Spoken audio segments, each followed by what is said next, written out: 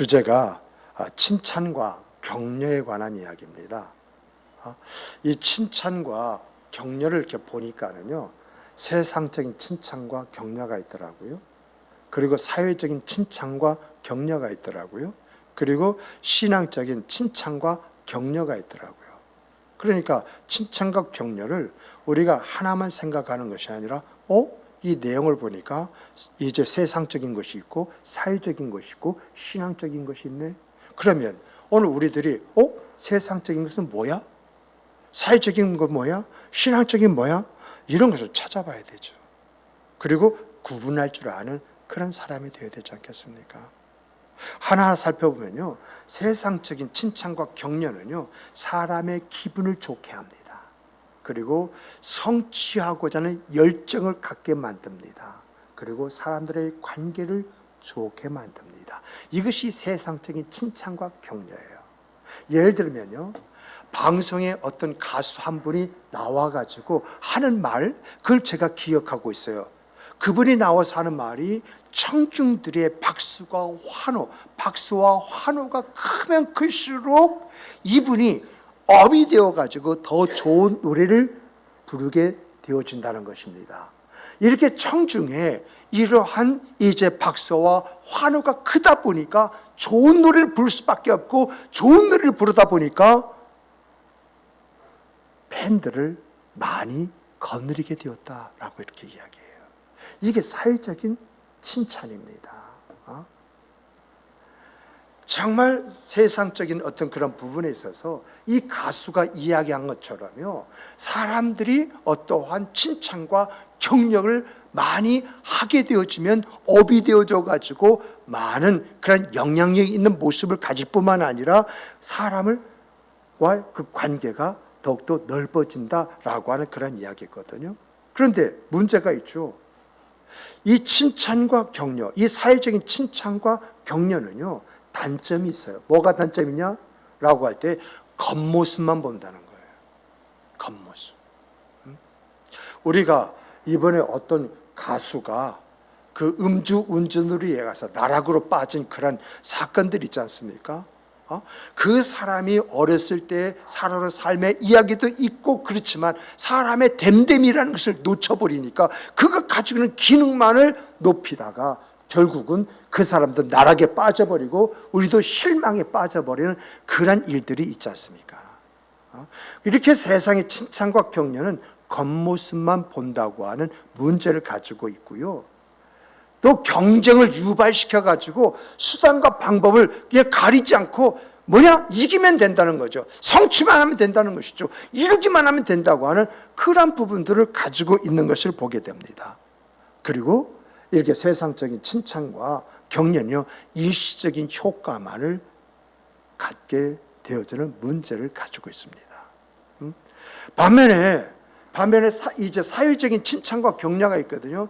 사회적인 칭찬과 그 격려는요, 뭐냐라고 할 때에 이제 사회 구성원들 있지 않습니까? 사회 구성원들이 어떤 목적을 가지고 어떤 이유를 위해서 어떻게 행동해야 할 것이냐라고 할 때 거기에 걸맞는 칭찬과 격려를 해야 된다, 이렇게 이야기하고 있거든요. 예를 들면요, 여러분 운동선수들 있죠? 감독이나 코치가 무슨 말을 많이 합니까? 선수들을 향해서 이제 팀의 화합을 주장합니다. 팀의 화합이 있어야만이 좋은 성과를 거둘 수가 있다. 그리고 역할에 대한 그런 책임을 이야기를 합니다. 너의 역할 하나가 어떤 결과를 가져올 것이냐라는 말을 많이 해요. 그리고 경기는 무조건 이기고 봐야 된다. 승리를 강조하게 되어져 있거든요. 이러한 것들이 뭐냐라고 할 때에 바로 사회적인 칭찬과 격려를 통해서 목적하는 바, 그것을 성취하는 것이라고 이야기합니다. 그러므로 이러한 칭찬과 격려는 많은 문제를 가지고 있죠. 그럼 뭐냐라고 할 때 선수 개개인 간의 다양성이 무시돼 버립니다. 그리고 개별적으로 성장하는 데 있어서 그 성장에 제약을 받아요. 그리고 뭐냐면 외부의 평가가 어떠냐에 따라서 그 기준이 좌우가 되어버려요. 그리고 자연스럽게 그 구성원들이 가지고 있는 단체 있지 않습니까? 그 단체의 규범만이 강조되어지는 그런 문제가 있어요. 반면에요, 여러분, 신앙적인 칭찬과 그리고 격려가 있어요. 이 신앙적인요, 칭찬과 격려는 하나님의 사랑과 우리 주 예수 그리스도의 은혜가 바탕이 되어 있어요. 여러분, 정말 신앙적인 칭찬과 격려는 우리 하나님의 사랑과 은혜가 이제 전제되어 있지 않으면 그것은 칭찬과 격려가 아니에요. 정말 여러분, 하나님이 가진 그 안목으로 그 사람이 가지고 있는 가치와 잠재력을 보면서 그 사람의 그 가치와 잠재력을 어떻게 세상으로 끌어낼 수가 있느냐, 어떻게 교회 안을 끌어낼 수가 있느냐, 이 고민이 뭘 만들어요? 칭찬과 격려를 만들어내는 거예요. 그리고 이 안에는요, 세상과 사회에서는 볼 수 없는 따뜻함이 있어요. 그리고 여기에는 영원한 가치라는 것이 있어요. 이것이 신앙적인 칭찬과 그리고 격려이거든요. 그런데 여기에도 문제가 있죠.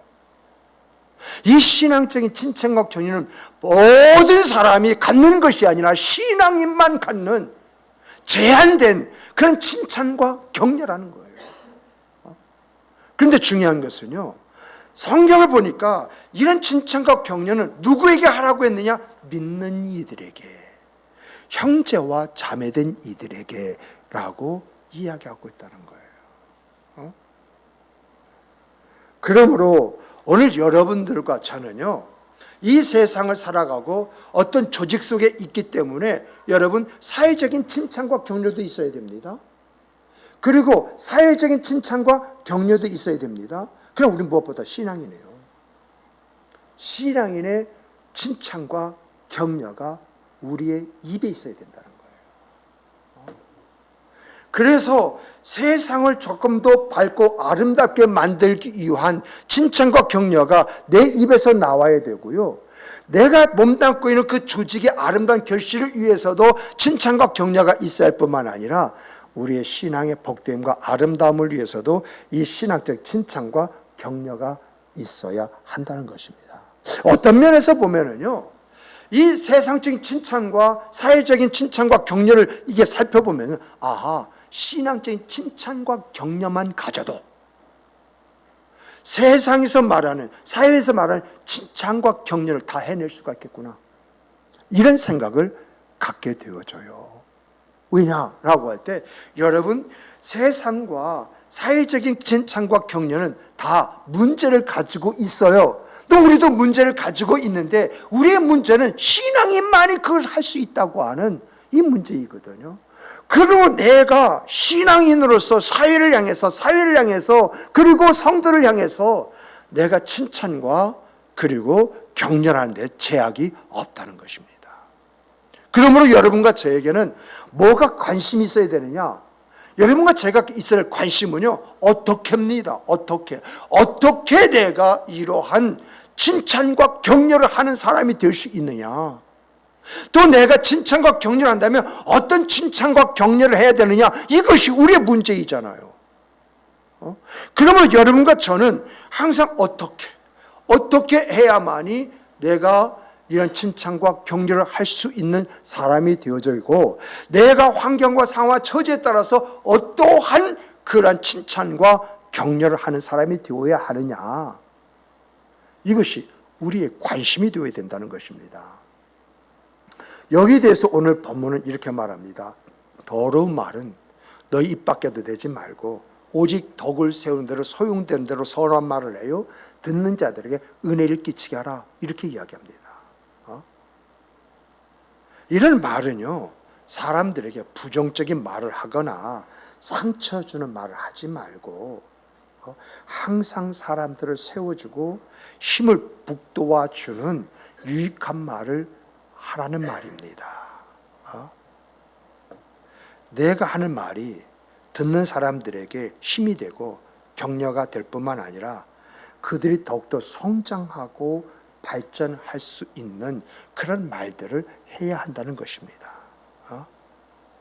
이러한 말들이 뭐냐? 우리가 사람들의 은혜를 베풀어주는 말이 될 수가 있고요. 그들의 생각 그 삶에 기쁨을 주는 말이 된다는 것입니다. 정말 여러분과 저는요, 우리의 그 말이요, 다른 사람들에게 힘과 용기를 줄 뿐만 아니라 더 나은 사람으로 만드는 말들이 되기를 주님의 이름으로 축복합니다. 정말 우리가 이런 사람이 될 때에 여러분, 사람들의 관계가 풍성해지지 않겠습니까? 내 말 한마디 한마디 때문에 그 사람이 회복되고 일어서고 뭔가 어떤 역할을 감당해내고 있다고 하는 사실 앞에서 정말 나의 가치와 의미를 우리는 거기서 발견할 수 있는 것이 아니겠습니까? 성경에는요, 이런 내용이 곳곳에 있습니다. 좀 헤아릴 수 없을 정도로 많이 있는데 한 두 가지만 이제 우리가 살펴보면은요, 잠언 16장 24절에 선한 말은, 따라서 해보십시다. 선한 말은 꿀송이 같아서 마음에 달고 뼈에 양약이 되느니라. 여기서의 선한 말은 뭐냐라고 할 때 듣는 사람의 마음과 몸에 유익을 주는 따뜻하고 친절한 말이라는 것입니다. 그러니까 선한 말이 어떤 말이냐? 이 말씀이 가지고 있는 내용을 보니까 따뜻하고 그리고 친절한 말이 선한 말이다. 이것을 이야기해요. 정말 이런 말에는요, 특징을 가지고 있죠. 특징이 있죠. 뭐냐라고 할 때, 여러분, 이런 말에는 사람의 장점이 뭔가, 이 장점을 찾아서 진심 어린 마음으로 인정을 하면서 그것을 높여줘요. 이 높여주는 것이 칭찬이잖아요. 이런 칭찬은요, 그 말을 듣는 사람에게 내가 존중을 받고 있구나라는 느낌을 주거든요. 그 말 한마디에 내가 존중을 받고 있다? 이런 느낌을 갖게 되어지면 그 사람 자신감이 어떻겠습니까? 그 사람의 삶의 변화가 일어나겠습니까? 일어나지 않겠습니까? 내가 따뜻한 말, 그를 위해서 친절한 말 한마디를 했을 뿐인데 그 말에 자기의 어떤 그 자기가 자체가 그 존중을 받고 있다고 하는 것을 느끼고 자신감을 갖게 될 뿐만 아니라 뭔가 해낼 수 있다고 한다면 그 선한 말은 그 사람을 살려주는 말이 되지 않습니까? 이처럼 선한 말이라고 하는 것은 어떤 말이냐라고 할 때 사람에게 기쁨과 위안을 줄 뿐만 아니라 그들의 마음을 따뜻하게 해서 그들로 하여금 무엇인가 할 수 있도록 만드는 말이다. 그래서 이런 말을 가르쳐서 또 살려주는 말이라고도 하는 것입니다. 또 고린도 후서요 13장 1절 보면 너무 잘 알고 있는 말씀이잖아요. 고린도 13장은 사랑의 장이잖아요. 그 1절 보니까 사랑은 오래 참고 용서하며 시기하지 아니하며 자랑하지 아니하며 교만하지 않는다, 이렇게 말을 합니다. 이게 사랑의 특징이고 내용이라는 거죠. 근데 여러분, 진정한 사랑이라는 것은 어떤 것이냐라는 것을 여기에 담고 있어요. 진정한 사랑이라고 하는 것은요, 상대방을 존중하고 이해하며 그의 장점을 높이고 격려하는 것을 통해서 그 사람이 가지고 있는 사랑의 진이, 그것이 나타난다라는 것입니다. 여기서 보면 여러분, 그 상대방을 존중하고 이해하는 것이 뭐죠? 상대방의 장점을 높여준다는 것이 뭐죠? 이러한 것들을 우리가 조금 정리하면요, 여러분, 상대방을 존중하고 이해한다는 것은 이런 것입니다. 여러분, 상대방을 존중하고 이해한다? 여러분, 여기에 예의가 있습니까? 없습니까? 예의가 없으면요, 여러분, 존중하고 이해하는 것이 아니에요. 여기에 그 사람의 말을 경청하는 것이 없으면요, 이 사람을요, 여러분, 존중하고 이해하는 것이 아니에요. 여러분, 정말 그 사람의 그 관계 속에서요, 그 사람의 가치를 인정하고 그 인격을 존중해 주는 것이 없으면요, 여러분, 그 사람을 존중하고 이해하는 것이 아닙니다. 그 사람과 소통이 안 되는데 어떻게 그 사람을 이제 존중하고 이해한다고 말할 수 있겠습니까? 그러므로 이해하고 존중한다고 하는 것은 상대방에 대한 예의를 갖추고 그 사람 말이 무슨 말인가 그 사람 말을 경청하고 그 사람의 가치와 그 사람의 인격을 인정하고 소통하는 것이 뭐냐? 상대방을 존중하고 이해하는 것이다. 그러니까 내용이 다 있잖아요. 그래서 상대방을 존중한다고요? 말로만요. 상대방을 이해한다고요? 말로만요. 거기에 따른 행동이 나오지 않으면 상대방을 존중하거나 이해하는 것이 아니다라고 성경이 이야기하고 있고요. 세상과 세상의 도덕과 윤리가 그것을 말을 하고 있어요. 그리고 장점을 높인다라고 하는 것은 뭐냐라고 할 때 장점을 높인다는 것은요. 여러분 공개적으로 그를 칭찬하는 것이고요. 이러한 장점을 높여 격려하는 것은 뭐냐라고 할 때 더 잘하시도록 응원하는 것이다. 이렇게 이야기하고 있어요. 여러분 이 설계 내용이 공과로 다 나갑니다. 공과에서 한번 여러분들이 하나씩 가지고 좀 더 묵상해 보십시오. 정리해 보십시오. 이런 것이 내게 있는지 없는지, 이런 것이 내게 있다면 나는 사람을 존중하고 이해하는 사람이고 더 나아가서 나는 어떤 사람이냐라고 할 때 사람의 장점을 높여주고 이제 응원하는 사람이다. 그러면 나는 어떤 사람입니까? 하나님의 말씀대로 살아가는 사람이죠. 하나님이 누구를 통해서 역사하십니까? 나를 통해서 역사하시죠. 이 믿음이 저절로 우리에게 주어지지 않겠습니까? 정말 이러한 행동과 태도는요, 사랑하는 사람, 사랑을 가지고 있다는 사람, 사랑한다고 말하는 사람, 그 사람이 가지고 있어야 할 구체적인 내용입니다. 구체적인 내용. 그러면 사랑이라는 것은요, 정말 말뿐만이 아니라 행동으로 그것이 나타내야 되고 그것이 상대방의 삶에 긍정적인 영향으로 이어져야 된다는 것입니다. 이런 내용을 살펴보다 보면 이런 의문이 들으면 꼭 이렇게 해야 돼? 꼭 이렇게 해야 돼? 이런 반문이 주어지죠. 꼭 이렇게 살아가야 돼? 여러분 성경은 그렇게 살아 이렇게 말하고 있다는 것입니다. 꼭 그렇게 살아.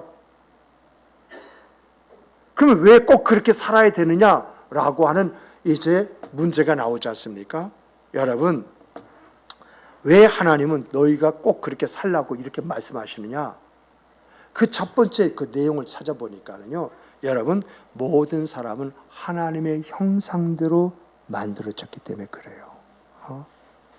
창세기 1장 26절과 27절, 2장 7절 보면은 분명하게 하나님은 사람을 하나님의 형상과 모양대로 짓기로 결정하시고, 그리고 난 다음에 2장을 보니까 손수 흙으로 사람을 하나님의 형상대로 비우시고 그 코에 생기를 불어 넣어주심으로 생명이 되게 하셨다고 이렇게 말하고 있어요. 이 말씀에서 발견할 수 있는 것은 여러분 하나님의 형상과 하나님의 모양대로 만들기로 계획하시고 직접 손으로 우리를 그렇게 빚어서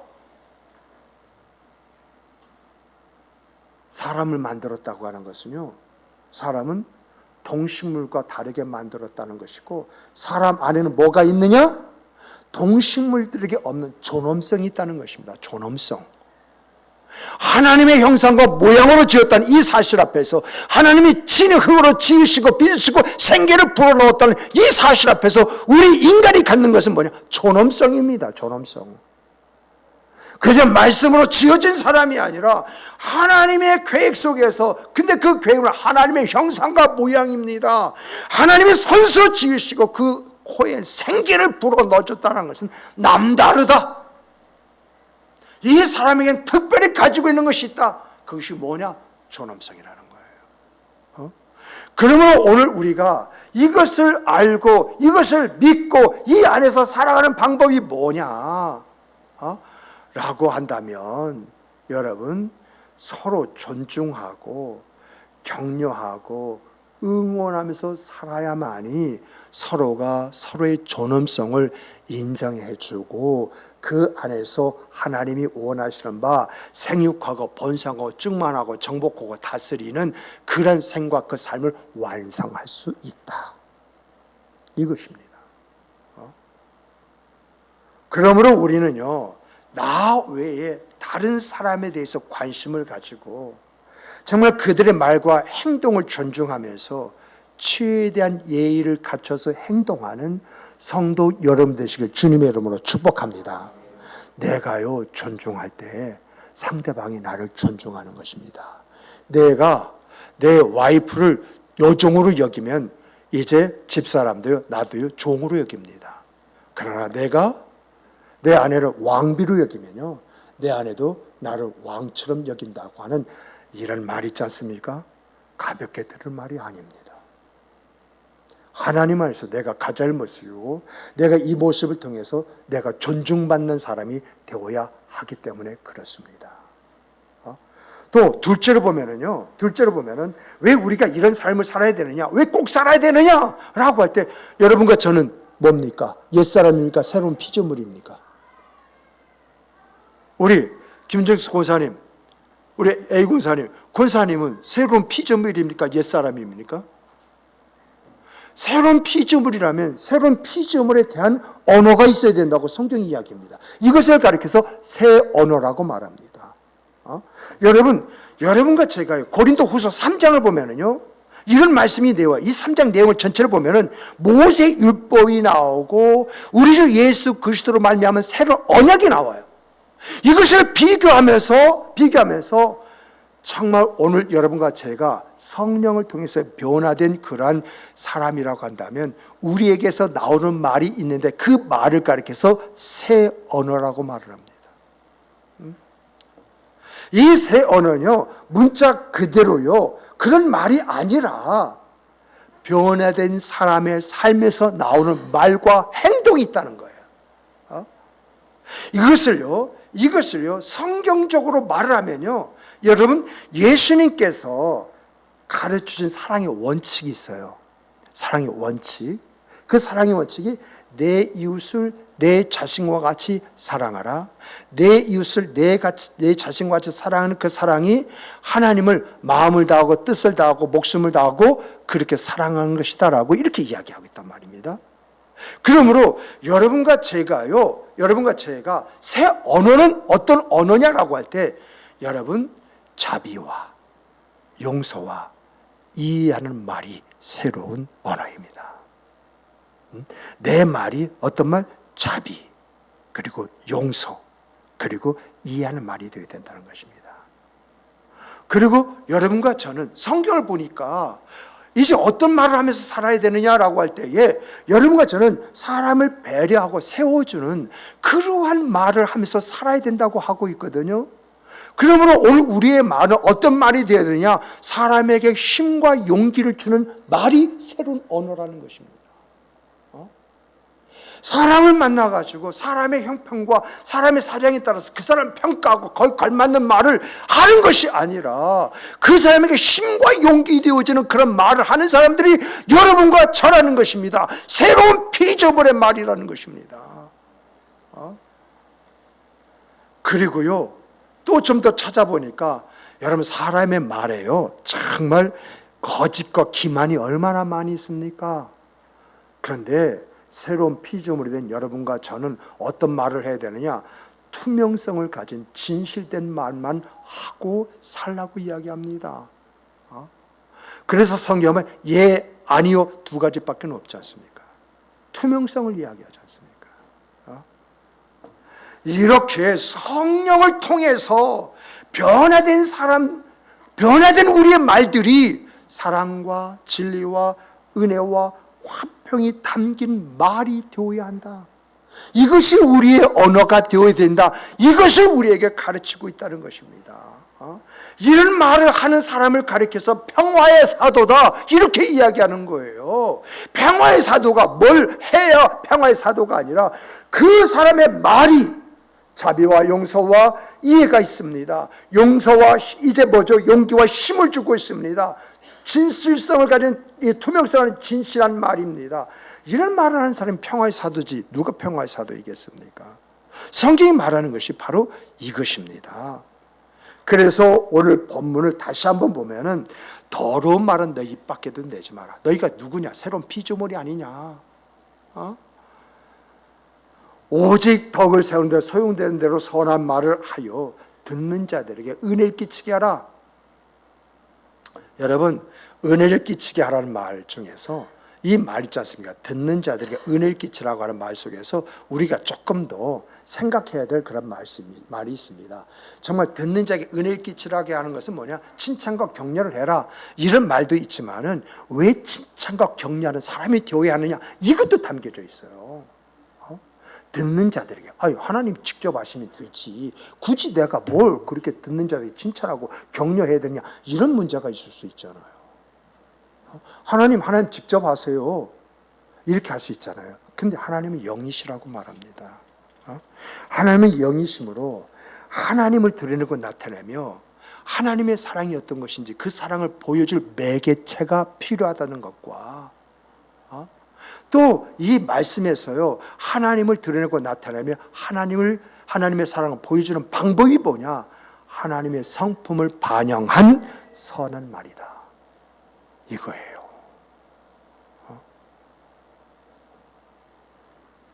여러분, 정말 이런 말을 우리들 하며 산다고 생각해 보십시다. 우리 교회가 어떤 교회가 되겠습니까? 우리 교회는 어떤 분위기를 가지고 신앙의 성장과 성숙을 도모하게 되겠습니까? 이런 말을 하는 그런 우리라면은 사람들에게 선한 영향력 끼치지 않겠습니까?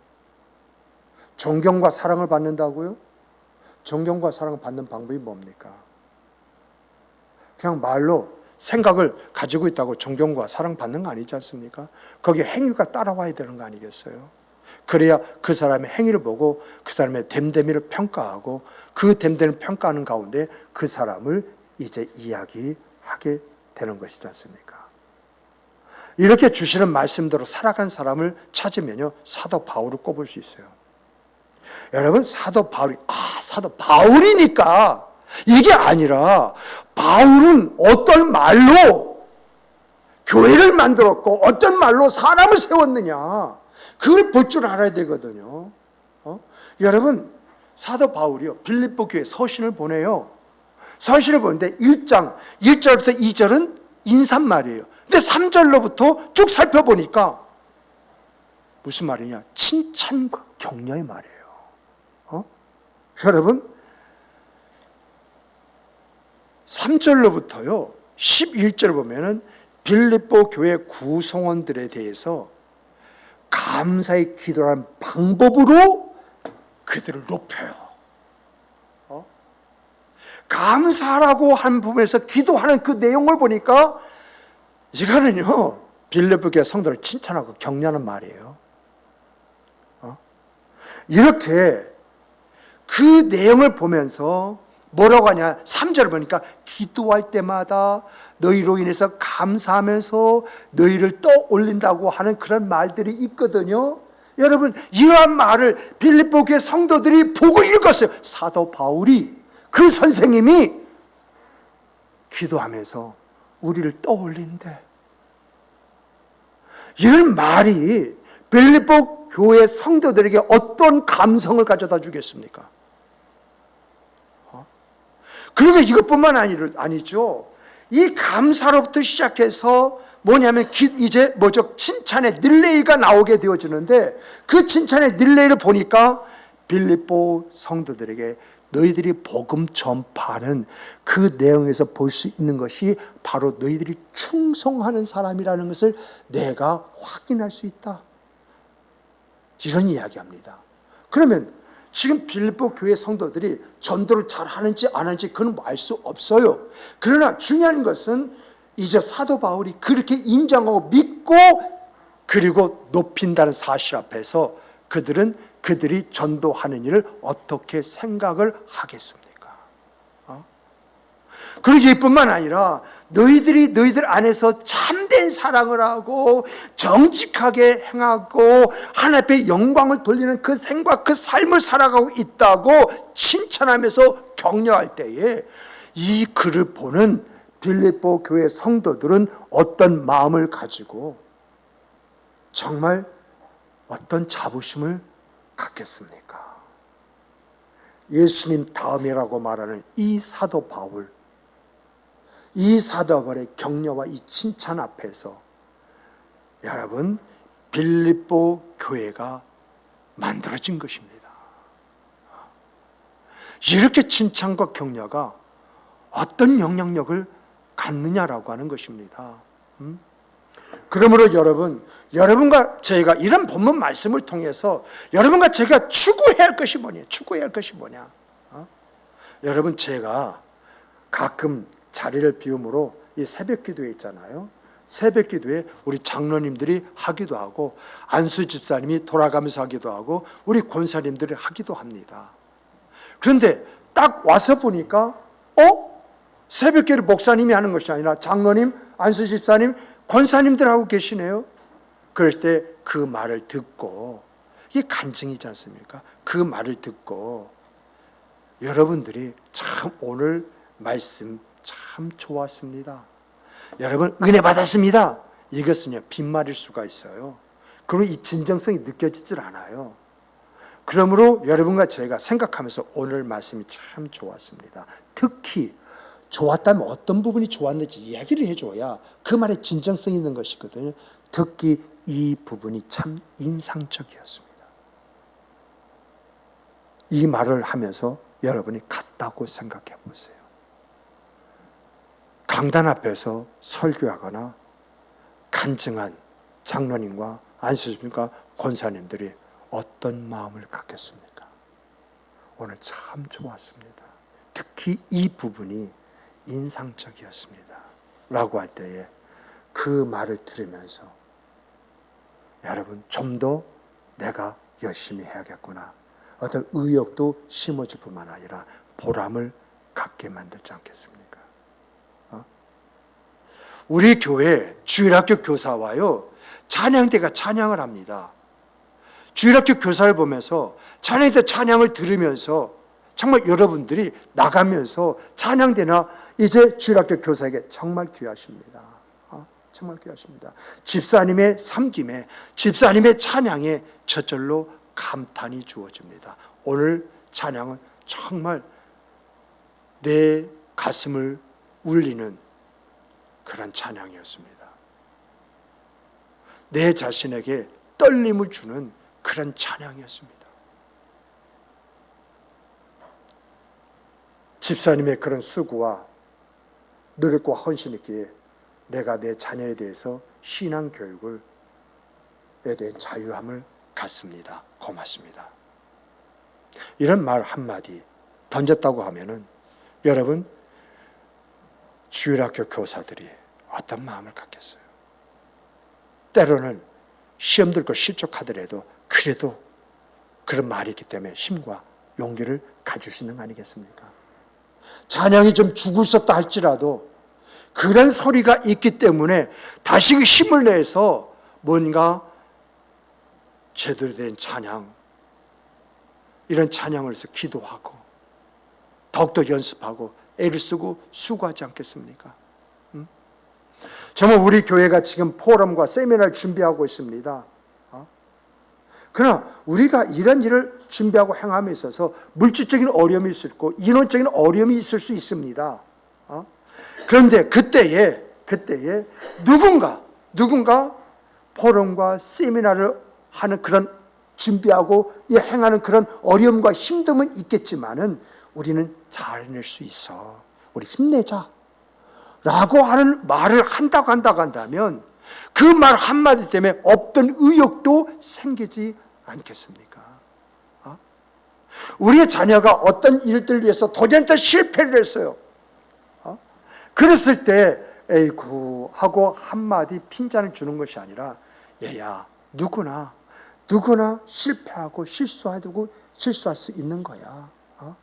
다음에 더 잘하면 돼. 괜찮아. 너무 신경 쓰지 마. 라고 말한다면 여러분 그런 말 한다고 해서 신경 안 씁니까? 생각이 없습니까? 근데 중요한 것은 그것이 위로가 되어지고 이완이 돼서 다음번에 실망시키지 않은 의욕까지 갖게 만든다는 거 아니겠습니까? 정말 이런 말을 듣고 자라는 그런 자녀가 어떤 성품을 가지고 성장하겠습니까? 또 아내와 남편이요 서로 칭찬하고 격려한다면 그 아내와 남편은 어떤 부부로 살겠습니까? 정말 저도 집사람과 살아가면서 목사와 사고 이모이기 때문에 그렇게 살아가는 것이 아니라 우리에게도 삶의 질이라는 것이 있거든요. 근데 칭찬과 격려가 뭘 만드느냐라고 하는 것을 이제 경험하면서 살아가면서 이것이 얼마나 중요한 것인가 라고 하는 것을 확인하거든요. 또 친구나 직장 동료 가운데 여러분 어려움을 공감하고 격려하고 장점을 칭찬한다면 어떤 관계 속에서 교류하면서 살아갈 수 있겠습니까? 여러분 오늘 우리들은요 칭찬과 격려 돈 들어간 거 아닙니다.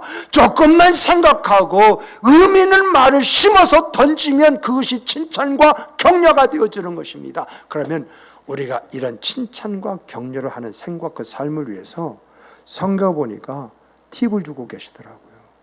어떻게 하면 이런 칭찬과 격려하는 사람이 될 수가 있느냐. 여러분 우리 골로새서 3장 23절 다 같이 한번 찾아보십시다. 골로새서 3장 23절입니다. 자, 골로새서 3장 23절입니다. 다 같이 읽어보겠습니다. 무슨 일을 하든지 마음을 다하여 주께 하듯 하고 사람에게 하듯 하지 말라.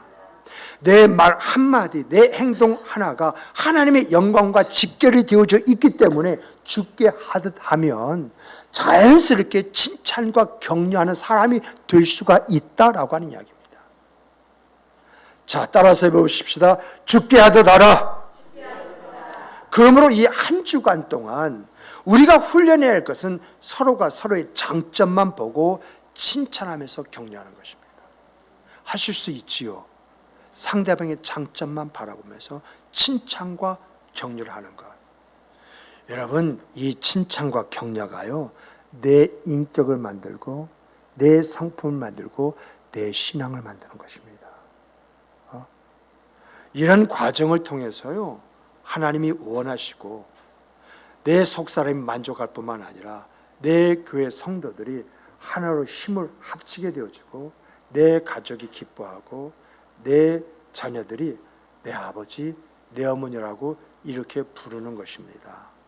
그러므로 정말 이 한 주간을 살아가며 있어서 여러분 칭찬과 격려의 아름다움이 우리의 생과 삶의 내용이 되어지므로 이것이 우리의 가족을 일으키고 자녀들을 세워가며 또한 교회를 복되게 만들어가는 귀한 우리의 말들이 되기를 주님의 이름으로 축복합니다. 축복합니다. 우리 다 같이 주시는 이 말씀 가지고 함께 통성으로 기도하시겠습니다. 우리 다 같이